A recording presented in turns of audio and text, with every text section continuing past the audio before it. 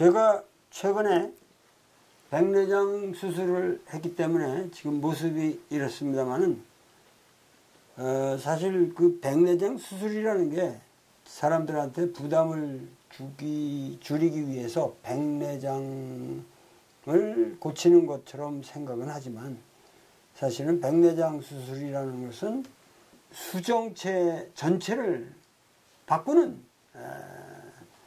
수술이기 때문에 신체의 일부를 통째로 교환하는 수술이죠. 그래서 사실 여러분들이 생각하는 것보다는 그 백내장 수술이라는 게 해보니까 상당히 신체에 무리가 많은 상당히 중요한 수술이라는 생각이 듭니다. 하여튼 그 백내장에 대한 얘기는 제가 시간 나는 대로 다시 말씀드리기로 하고 남 교수님 말씀을 열심히 들어보는 시간을 갖기로 하겠습니다. 감사합니다.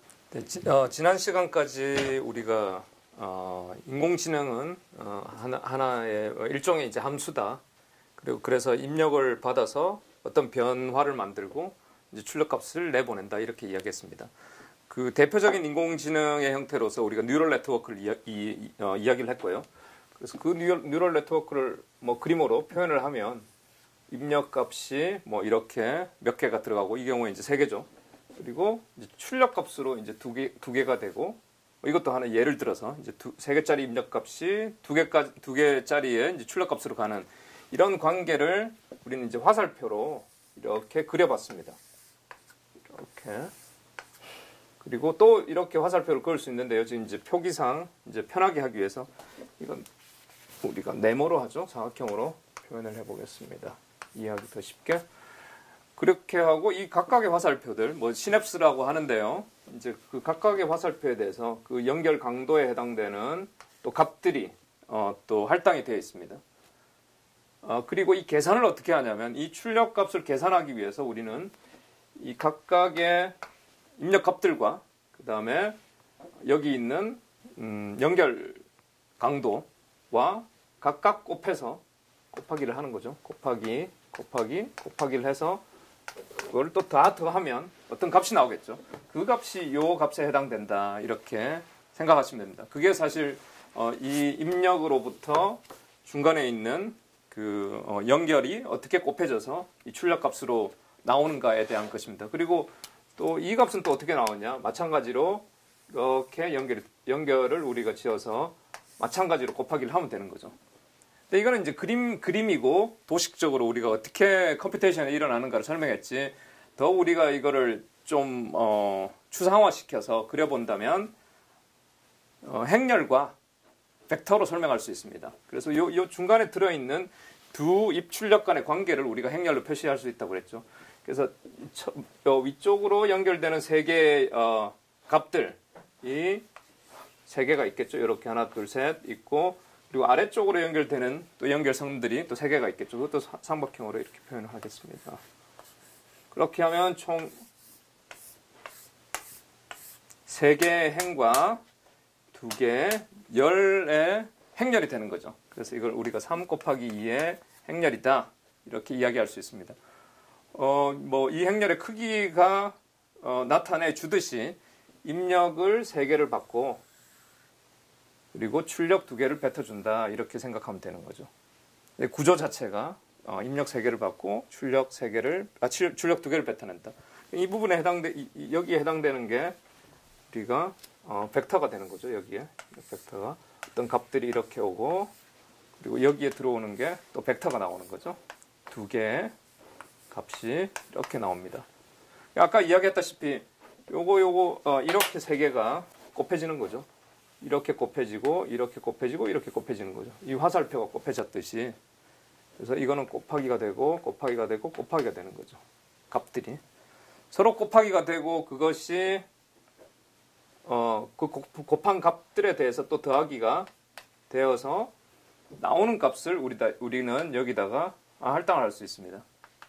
계산이 어떻게 되는지 아시겠죠? 그리고 또 마찬가지로 이제 우리가 이 열 가지고 곱하기를 했으니까 그 다음 열 가지고 또 이렇게도 곱하기 할 수 있겠죠. 이렇게 곱하기 하고 또 이렇게 곱하기를 하고 또 이렇게도 곱하기 할 수 있죠.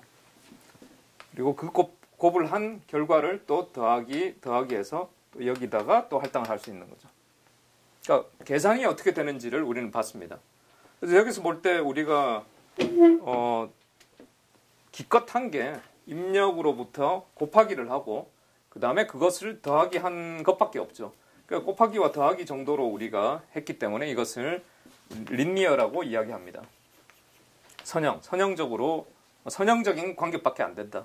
입력에 예를 들어서 어떤 입력이 있는데 그것을 제곱을 한다든지 그것을 분모로 보낸다든지 그걸 사인으로 한다든지 이런 함수가 아니라 그냥 단순히 곱과 합의 그냥 관계로 표현했기 때문에 이걸 리니어라고 표현을 하고 더 이제 좀 자세한 이야기로는 이거를 리니어 트랜스포메이션이라고 합니다. 선형적이라는 건 그냥 뭐 곱하고 더하고밖에 안 했다는 게 선형적인 거고, 트랜스포메이션은 아까 함수 자체가 어차피 변화를 시킨다고 그랬죠. 입력을 받아서 변화를 시켜서 출력을 보내니까 뭐 그 말이 반복되는 거죠. 그래서 이게 리니어 트랜스포메이션을 입력으로부터 출력적으로 하는 관계를 캡처해 주는 게 이 중간에 있는 행렬이 하는 역할이다, 이렇게 생각하시면 되죠. 그런 의미에서 이 행렬을 우리가 그냥 행렬이라고, 행렬 자체를 그냥 행렬 이렇게 불러도 되지만 이 트랜스포메이션이라는 것을 강조하기 위해서 행렬을 트랜스포메이션 매트릭스라고도 부릅니다. 그러니까 함수 행렬이다 이렇게 부르는 말이랑 비슷한 함수의 역할을 하니까 함수 행렬이다 이렇게 부르든지, 아니면 트랜스포메이션 변형을 시켜주는 그런 역할을 하니까 트랜스포메이션 매트릭스라고도 뭐 불러도 무방합니다. 그리고 이런 우리가 결국은 이 행렬도 그렇고 행렬에 또 서브셋이 되는 포함 관계가 되는 이런 벡터도 그렇고 다 행렬이죠, 행렬. 이런 행렬들에 더 심도 있는 그런 학문 자체를 우리가 리니어 엘지브라라고 합니다. 그러니까 행렬학이죠. 어떻게 생각하면 행렬학인데 그거를 꼭 리니어 엘지브라로 붙이는 게 이 리니어 부분이 이제 강조되어서 행렬 자체가 갖고 있는 그 내재적인 의미 자체가 나는 선형적인 것만 할 테다. 곱하고 이 자체가 그냥 곱하고 더하는 것만 할 테다. 이게 내재적으로 되어 있기 때문에 이런 것을 다루는 이제 대수를 우리가 리니어 엘지브라 선형 대수라고 합니다. 자, 그렇다면 이제 우리가 이제 인공지능에서 필요한 이 벡터와 그 다음에 행렬이 곱해지고 또 결과가 또 벡터가 나오고 이런 것들을 이제 또 더 깊숙이 그 자체로만 좀 이제 이해를 해보겠습니다. 두 가지를 좀 쪼개서 이야기해 볼 텐데요. 하나는 이제 기본적으로 이제 벡터에 대해서 이제 우리가 이해를 해야 됩니다. 벡터가 기본적으로 이제 정보를 우리가 데이터와 인포메이션 이런 것들을 표현하는 것을 다 벡터라이저 해야 된다고 그랬죠. 그럼 벡터 자체가 어떤 특징을 갖고 있는가? 그다음에 또 하나는 이 행렬 자체는 과연 트랜스포메이션이라는 걸 어떤 식으로 우리가 과연 하길래 이게 그렇게 중요한 건가? 이런 걸 좀 직관적으로 설명을 해볼 텐데요. 여기서 직관적이라고 할 때 우리가 어떤 식으로 들어간다는 말을 의미하냐면 사실 여기서 뭐 그렇게 어렵지는 않지만 우리가 눈으로 보이는 그 직관은 아니죠. 그래서 뭐 다분히 추상적인데 우리가 눈으로 볼 수 있고 그리고 손으로 잡을 수 있는 그런 직관으로 하기 위해서 우리는 기하학을 여기서 도입하겠습니다. 그러니까 이 벡터와 그 다음에 이 행렬을 기하적인 관점에서 보도록 하겠습니다. 당연히 뭐 금방 말씀드렸다시피 이제 기하적으로 보면 눈으로 볼 수 있기 때문에 훨씬 쉽게 접근이 되고, 그 다음에 그 정말 중요한 내재적인 의미를 기하적으로 해석하기 때문에 이제 우리가 이해를 하기 때문에 따로 공식이나 이런 것들이 필요가 없습니다. 근데 어떻게 보면 그 눈으로 보는 기하나 이 공식이랑 똑같은 의미인데 우리가 공식적으로 접근하면 막 외우다 보면 나중에 뭐 사라지기도 쉽고 왜 그게 중요한 건지도 잘 모르고 이렇게 넘어가는 경우가 많지만, 기하적으로 접근해서 그게 이해가 되면 나중에 공식과 연결하기도 쉽고 공식을 몰라도 그냥 더 깊은 원래의 의미를 제대로 우리가 이해하고 계속 지속할 수가 있죠. 그래서 이 기하적인 관점에서 이 벡터와 또 이 벡터를 서로 관계 지어주는 이 행렬의 의미를 기하적으로 설명해 보려고 합니다. 그러면 이제 먼저 이제 벡터에 대해서 저번 시간에 사실 다루었는데요. 이번에 좀 이제 복습을 해보겠습니다. 한 세 가지 정도 세 가지 정도의 키워드로 우리가 요약해서 이 벡터의 의미를 좀 파악해 볼 텐데요. 첫 번째 multiplication, multiply를 해볼 거고요. 두 번째 더하기를 해볼 겁니다. add를 해볼 거고, 세 번째는 곱인데요. 이거는 multiply하고 다르게 곱을 할 건데 좀 특수한 곱을 해볼 겁니다. 닷 프로덕트를 할 거고, 하나 더 추가해서 norm이라는 것을 해보겠습니다. 그리고 norm하고 파생되어서 나오는 Euclidean distance라는 것을 우리가 공부할 겁니다. Euclidean distance. 그리고 닷 프로덕트하고 파생되어서 우리가 cosine similarity라는 것을 볼 겁니다. 총 이렇게 한 네 가지 정도를 우리가 뭐 알면 얼추 벡터에 대해서는 뭐 거의 다 중요한 거는 다 파악했다고 볼 수 있습니다. 자, 벡터를 우리가 다시 우리 벡터의 정의를 돌아가 보면 그냥 숫자가 여러 개 있는 걸 벡터라고 했습니다. 좀 이제 형식을 갖추어서 이야기한다면 행렬 중에서 길게 세로로 길게 있거나 가로로 길게 있는 걸 우리가 벡터라고 그랬습니다. 그러니까 두 개 다 벡터인데요. 이 벡터를 우리가 기하적으로 표현할 수가 있습니다. 어떻게 표현하냐면 어떤 숫자가 이렇게 세 개가 있다고 할 때, 이 세 개를 우리가 차원으로, 세 개면 이렇게 3차원으로 표현할 수가 있죠. 이 공간 자체를 3차원으로 표현할 수 있고, 3차원 상에서 원점으로부터 어딘가에 이 점 자체가 이 벡터를 말할 수 있는 거죠. 예를 들어서 우리가 1, 2, 1 이렇게 있다고 합시다. 그거는 우리가 이게 만약 x축, y축, z축이라면 1, 1, 뭐 이런 식으로 이야기를 해서 x축상의 1, 그 다음에 y축상의 1, 그 다음에 y축상으로 1이면 이쪽이겠죠. 이쪽 이게 지금 중복이 되는데 y축이 요렇게 확장이 되겠죠. 그럼 이쪽으로 1이 되겠죠. 1.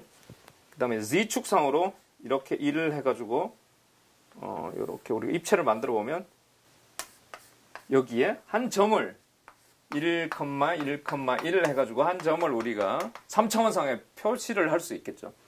여기서 중요한 건 뭐냐면 이 벡터의 길이가 아무리 길다 할지라도 그 길이의 차원의 공간에서 한 점으로 표현될 수 있다는 거죠. 무슨 말, 여기서 이해 안 되시는 분 없으시죠? 그러니까 만약 이게 2차원이다. 1차원부터 해보겠습니다. 만약 이게 1차원이다. 3이다. 1차원의 공간이면, 우리가 1차원 공간은 이런 거죠. 1차원 공간. 이런 거 1차원. 우리 수직선이라고 배웠습니다. 1차원 공간에서 원점으로부터 3. 이게 이 벡터죠. 2차원 공간이면 만약 1,2다. 그러면 우리가 그 개수만큼의 차원부터 먼저 만들면, 차원 공간부터 먼저 만들면 되죠. 이렇게 2차원이죠. 2차원을 만들었죠. 우리가 공간을 만들어 놓고 여기에 1, 여기에 해가지고 2 이렇게 만들면 되죠. 그럼 이 점이 이 벡터를 원점으로부터 표현하는 게 되죠. 그러니까 물리적으로 이야기하면 당연히 물리적으로는 방향과 크기라고 그랬죠. 그러니까 원점으로부터가 중요합니다. 원점으로부터 이 방향이 되죠. 이 방향. 이쪽 방향이고 크기는 요만큼 되는 거죠. 이게 벡터의 그냥 이 데이터적인 의미고, 뭐 물리적으로 한다면 방향과 크기가 된다, 뭐 이렇게도 이야기할 수 있는 거죠. 그러니까 우리는 AI 관련되는 이쪽 수학은 물리적인 의미에는 별로 크게 의미를 줄 필요는 없고요. 해석은 이렇게 할 수 있지만 물리적인 것보다는 데이터적으로 접근을 하겠습니다. 물리에서 벡터라는 거는 방향과 크기. 크기라는 건 무슨? 크기, 원점으로부터의 크기. 예, 예를 들어서 두 벡터를 비교해 봅시다. 이 벡터와 이 벡터는 방향은 같고 크기는 두 배다, 이렇게 할 수 있는 거죠. 뭐 그런 것처럼.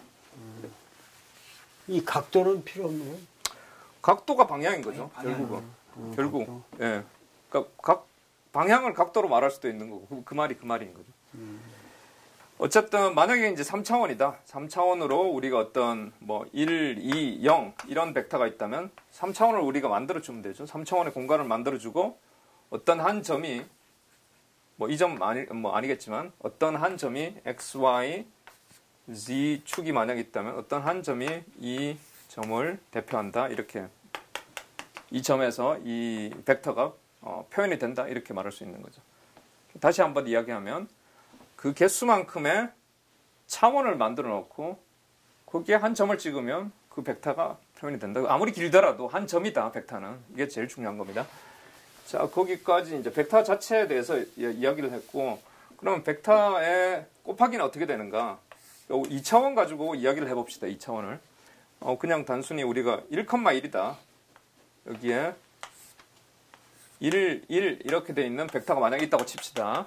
여기다가 곱하기 2 하면 어떻게 되죠? 곱하기 2 하면 곱하기 기하학적으로만 생각을 해봅시다. 우리는 숫자는 나중에 확인해보고 이걸 곱하기 2 하면 어떻게 되죠? 2배가 되겠죠.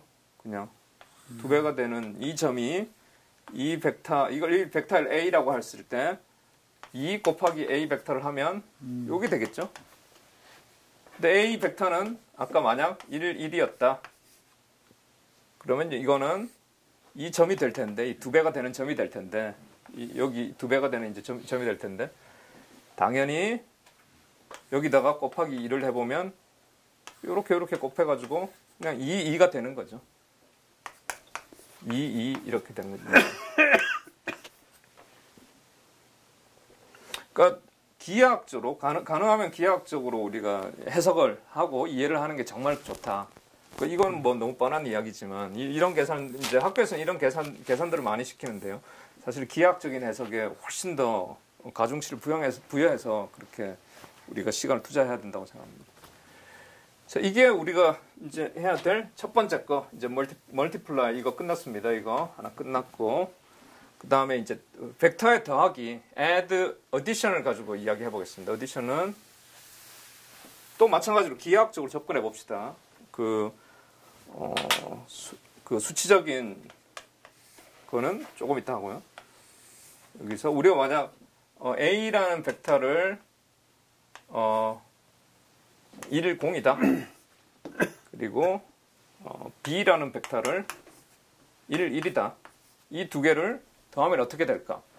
그냥 더하면 되죠. 사실은 이걸 두 개를 더하면 2, 1이 되겠죠. 근데 그걸 우리가 그냥 생각하지 말고 자, 1, 0을 우리가 점을 찍어보면 어디 되죠? 여기가 만약 1이라면 여기가 A라는 벡터가 되는 거죠. A라는 벡터가 되고 B는 1,1이니까 여기가 되겠죠. 여기가 만약 1이라면 여기가 B가 되겠죠. B. 두 벡터를 이 벡터하고 이 벡터하고 더하는 방법은 평행사변형을 만들면 됩니다. 평행사변형의 정의는 두 마주보는 변이 평행하면 되는 거죠. 정의가 요것도 평행하고 요것도 평행하면 되는 거죠. 그렇게 우리 만들어 줍시다. 요렇게 평행하게 요렇게도 평행하게 만들어 주면 요 점이 되는 거죠. 두 A라는 벡터와 B라는 벡터를 더한 그 결과값은 이게 된다. 근데 기하학적으로 우리 읽어주면 여기가 1이고 여기가 2가 되겠죠. 여기가 1이고 여기는 뭐가 되죠? 기하학적으로 우리가 그냥 이 좌표상으로 보면 이게 2, 1이죠. X 먼저 읽어주면 2, 1 이렇게 되는 거죠. 그리고 실제 우리가 이걸 산술적으로 더해봐도 이렇게 더하고 그 다음에 이렇게 더하면 2, 1이 나오는 걸 우리가 볼 수 있습니다. 자, 더하기도 이제 끝났습니다. 자, 여기 add 끝났죠. 이제 dot product라는 거를 할 텐데요. 기본적으로 우리가 행렬 어떤 행렬과 또 다른 행렬을 곱할 때 그 크기가 딱 맞아야 된다고 했습니다. 첫 번째 행렬이 만약 3 곱하기 2 행렬이라면 두 번째 행렬은 2 곱하기 뭐 3 이렇게 돼야지 우리가 곱해질 수 있다고 그랬죠. 요 두 개, 중간에 있는 두 개가 똑같아야 된다고 그랬죠. 그렇다면 우리가 1 곱하기 2 행렬, 그러니까 벡터죠, 벡터. 뭐 1, 0 이렇게 되는 벡터와 똑같이 1 곱하기 2 행렬은 벡터, 뭐 1, 2. 이 두 개는 곱해질 수 있을까요, 없을까요? 곱해질 수 없죠. 이게 다르니까. 근데 곱할 수 있는 방법을 이거를 이렇게 하면 되겠죠. 이렇게. 만약 이거를 그러니까 지금 크기가 똑같은 두 벡터를 곱해 보려고 하는 거예요. 근데 이런 식으로 우리가 이렇게 세워버리면 곱해지죠. 만약 이게 1, 2다 이러면 이런 작업을 이런 식으로 우리가 두 벡터를 길이가 같은 두 벡터를 곱하는 방법을 우리가 닷 프로덕트라고 합니다. 그럼 지금 요렇게 거꾸로 했으니까 이게 지금 2 곱하기 1이 되는 거죠. 그리고 2 같으니까 없어지고 1 곱하기 1이 나오겠죠, 여기에. 그러면 숫자 값이 하나 나오는 거죠.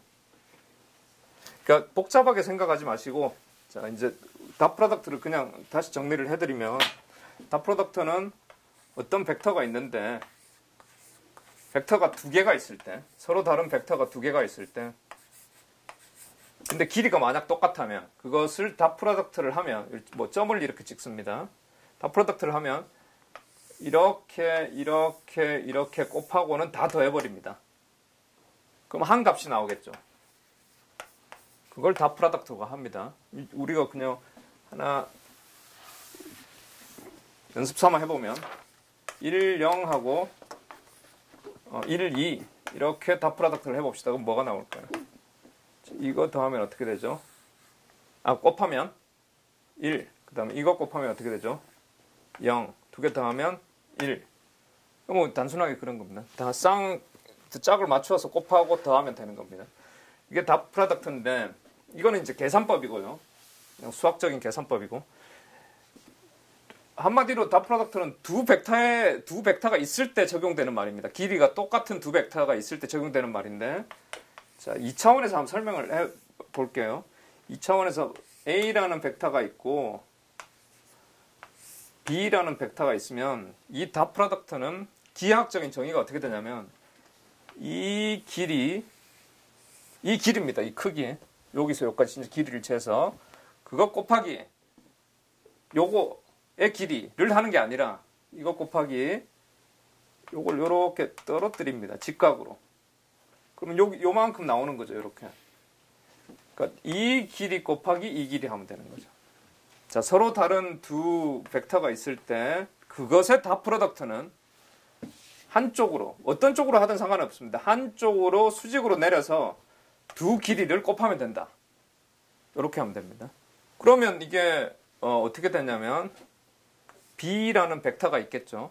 B라는 벡터의 길이. 그러니까 B라는 벡터는 그냥 벡터니까 그 길이를 표현할 때 우리 이렇게 합니다. 이렇게 절대값 표시처럼.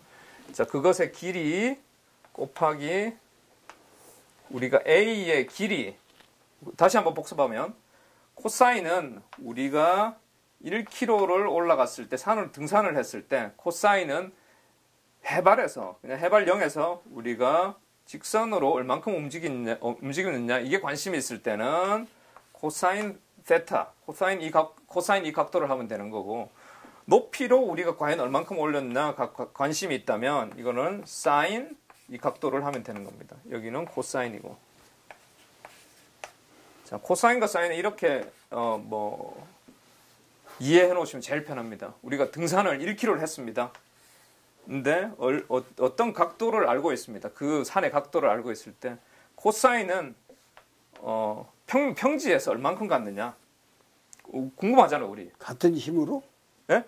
1m 올라가는 힘으로 얼마 갔냐는 거예요?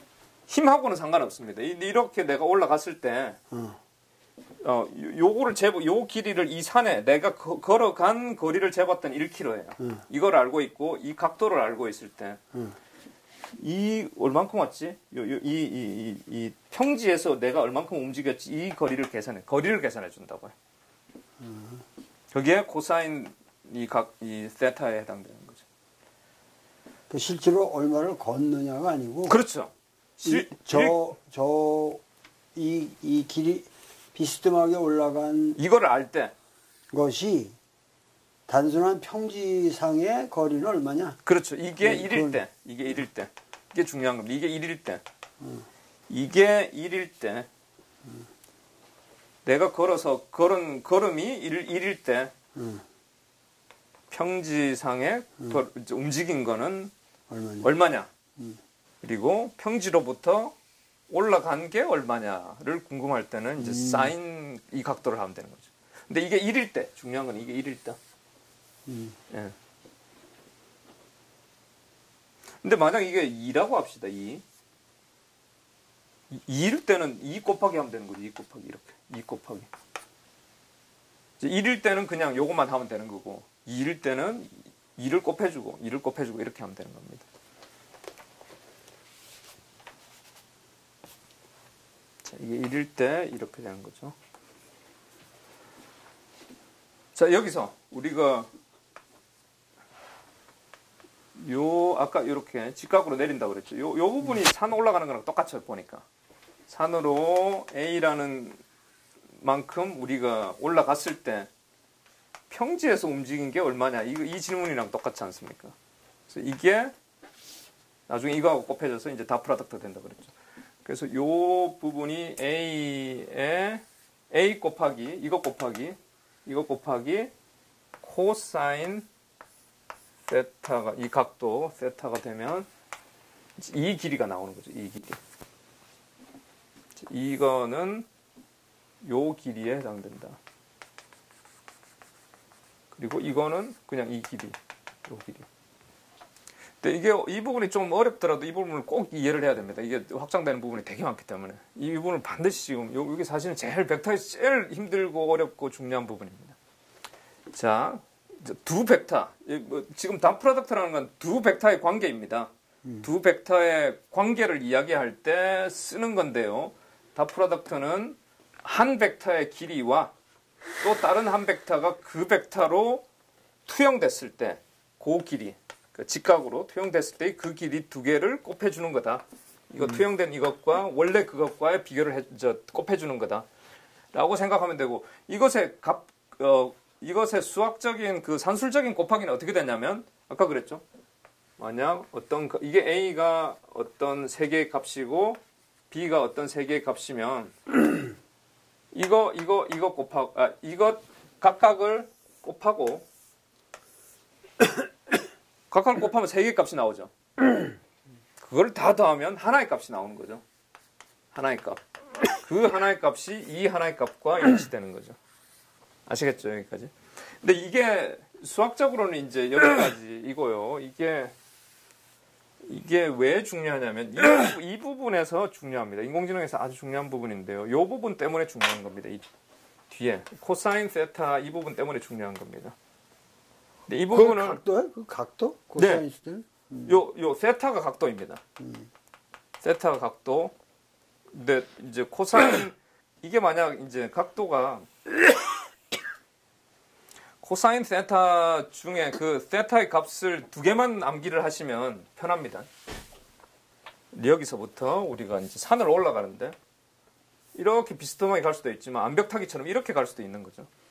그럼 각도가 90도가 되는 거죠. 응? 우리가 제로가 아니고? 여기서 이게 평지죠, 평지. 평지에서 이렇게 산을 1km를 타면 이게 각도라고 그랬지 않습니까? 각도의 정의가 이제 여기서는 그렇게 되는 거예요. 근데 이게 점점 이제 암벽 타기처럼 우리가 이렇게 타버리면 각도가 90도가 되는 거죠. 제로가 아니고 90도가 돼? 예, 다시 봐. 완만한 산을 탔다고 칩시다, 선생님. 그러면 이게 각도가 얼마 되겠죠? 근데 이렇게 좀 높은 산을 탄다고 쳐보세요. 그럼 지금 각도가 점점 커지잖아요, 지금. 0보다 점점 0에서부터 멀어지지 않습니까? 이렇게 멀어지고 더 멀어지고 더 멀어져서 암벽타기를 하면 90도죠. 이게 90도. 90도를 타버리면 아까 우리가 코사인 일 이야기를 할 때 코사인은 내가 얼만큼 걸어가는 게 만약 1이라면 걸어간 발자국이 1이라면 여기서부터 지면에서 얼마나 움직였느냐가 코사인 그 각도라고 그랬죠. 지금 1km를 걸어간들 얼마를 걸어간들 90도가 돼버리면 지면에서 움직인 게 0이 되는 거죠. 제로가 돼. 예. 그래서 코사인 90도는 그냥 암기를 하시는 게 편합니다. 늘 이것저것 생각하지 마시고 코사인 90도는 0이다. 예. 이거 아주 중요한 겁니다. 코사인 90도는 0이다. 거꾸로 또 하나 중요한 건 뭐냐면 코사인 아까 선생님 말씀한 0 진짜 제로 이 각도가 0이라고 쳐봅시다. 그러면 높은 게 아니죠. 그냥 평지를 걸은 거죠. 그냥 산보를 하신 거죠. 그럼 이거를 1km를 내가 1을 걸었다. 그러면 코사인으로 쳤을 때는 얼만큼 오른 거죠, 우리가? 얼만큼의 높이를 코사인은 높이라고 코사인은 얼만큼 간 거라고 그랬죠. 얼만큼을 갔습니까? 1km. 1이죠, 1. 그러면 코사인 0, 코사인 0도는 예, 그냥 1이 되는 거죠. 이 두 개는 꼭 암기를 하시면 좋죠. 코사인 0도가 1이다. 1? 예. 그러니까 코사인 0은 아까 산을 안 탄 거죠. 평지를 걸은 건데 1km를 걸었는데 1km의 높이도 없는 거를 걸었더니 평지로 치면 그냥 1km죠. 손해본 게 없으니까. 그래서 이 두 개를 이제 그냥 암기같이 이제는 해놓으시면 됩니다. 자, 이걸 여기도 다시 적용을 시키면요. 여기 다시 이걸 적용을 시키면 이제 닷 프로덕트라는 게 우리가 두 벡터를 비교한다고 그랬죠. A라는 벡터와 B라는 벡터를 비교한다고 그랬죠.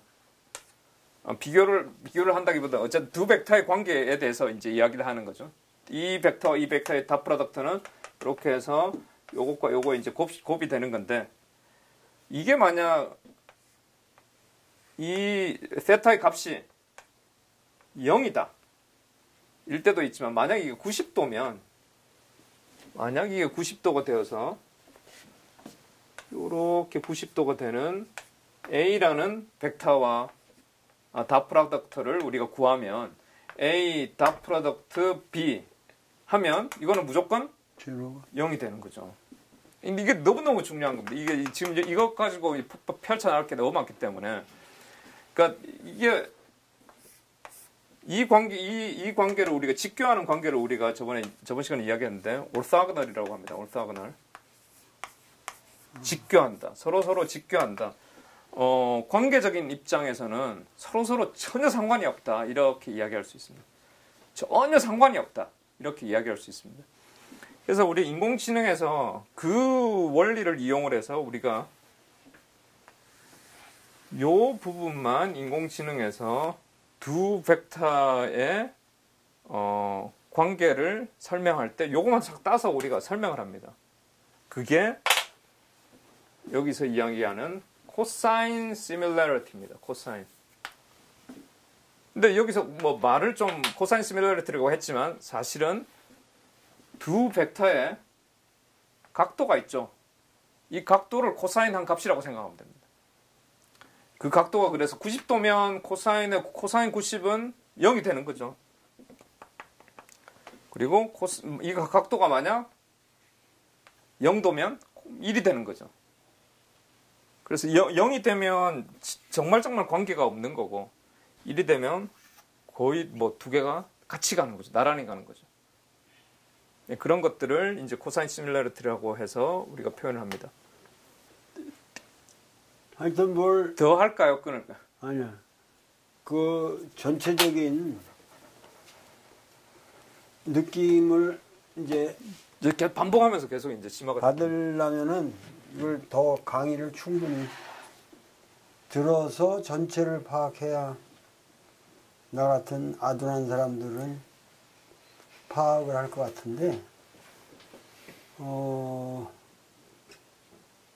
오늘은 여기서 일단 끊고 다음 시간에 이거 반복을 해서 요 정도 해서 여기까지 마무리 지을 겁니다. 네, 요걸 조금 더 심화해서 반복하고 이제 더 정리해서 이제 그래서 하여튼 여러분들은 집에서 삼각함수에 관해서 조금 더 옛날에 배운 걸 한번 공부를 해보시는 것도 좋을 것 같습니다.